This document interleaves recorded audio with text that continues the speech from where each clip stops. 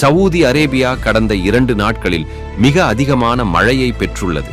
இதனால் புனித நகரங்களான மெக்கா, மெடினா மற்றும் ஜெட்டா போன்ற பகுதிகள் பெரிதும் பாதிக்கப்பட்டுள்ளன.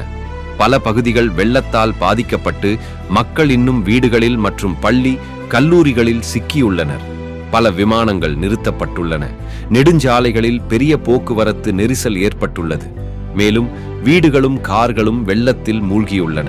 இந்த கடினமான தருணங்களில் மக்கள் ஒருவருக்கு ஒருவர் உதவி செய்து மனிதத்துவம் இன்னும் உயிருடன் இருப்பதை நிரூபிக்கின்றனர். ஒரு டெலிவரி ஆள் வெள்ளத்தில் சிக்கிய போது ஒரு மனிதர் அவரை காப்பாற்றினார். இந்த ஆண்டு தொடக்கத்தில் நாம் கடின சூழ்நிலையை எதிர்கொண்டு வருகிறோம்.